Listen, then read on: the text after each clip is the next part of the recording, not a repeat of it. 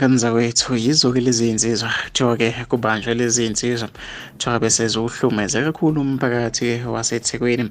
Lezi zinto kuthiwa-ke ezasentuzuma kuthiwa-ke wengane zakwethu bezibamba-ke iy'nkunzi-ke imini-ke nobusuku. Abantu abaningi bakujabulele-ke lokho noma abantu abaningi bayathokozile ey'nkundleni zokuxhumana ngokubanjwa-ke kwalezi gilamkhuba. Nangomunye uthi-ke awu kodwa madoda cha-ke baneshwa-ke laba cause-ke bavezwa-ke nokubona abanye-ke bafihlwa ubuso ngathi-ke bangahlale beveza kanje ukuze-ke bezowaziwa ukuthi-ke bayimgulukudu meyiqhamuka-ke sizivikele kuse-early kubona kungancipha-ke lobu bugulukudu. Nangomunye uthi kave kubuhlungu ukuhlukunyezwa noma-ke umdlambila ukuhlukumeza-ke noma-ke ukuhlukumeza amandla akho. Nangomunye uthi-ke babanjwe kanjani umphakathi ongabadala bhanga kancane-ke kubalulekile lokho.